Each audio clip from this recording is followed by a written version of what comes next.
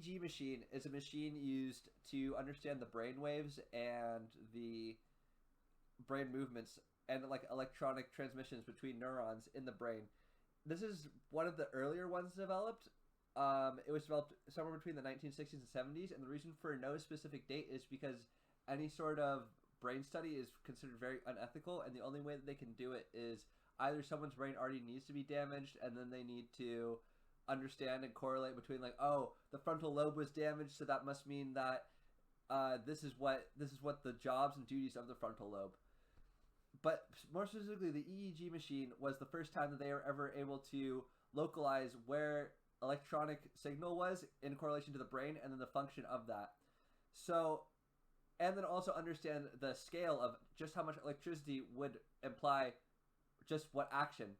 So, for example, somewhere between 0.5 and 4.0 hertz is typical for your brain to when you are in a deep sleep. 0.4 to 0.8 is when you're at a half sleep.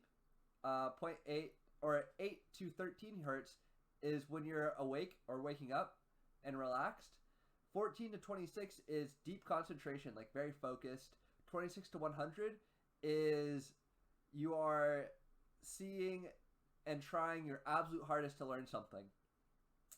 The first demonstration of this was to the public was in 1972, where John Lennon and Yoko Ono were sitting across each other on the Mike Douglas show, and it was shown to demonstrate exactly just how far brain science had gone, and they wanted to demonstrate what it would look like when someone creative is working or staring at someone that they love or anything like that sort.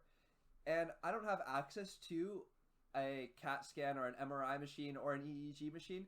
I'm really hoping at some point I will be able to do something like that, and I think that is actually a possibility. But I think that but according to the book, The Performance Cortex, we can actually understand where these signals are, what they mean, and then even if someone is capable of those higher levels of aim, like such as TENZ or Scream or Yay. Because some people, there is a natural talent component to it, and in baseball, they will use those sort of brain scans and CAT scans to determine if someone is even worth putting all the investment into.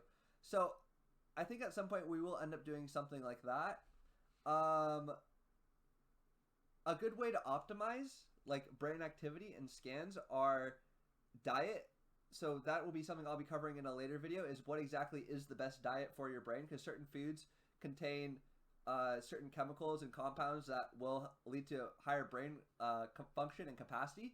And then a really, really big one is cardio. Cardio is the number one thing that leads to oxygenation in the brain, and I'll be doing a very cardio intensive video sooner here.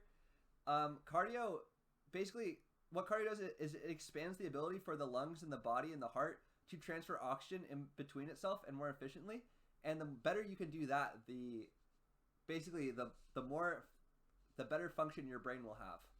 Like and subscribe.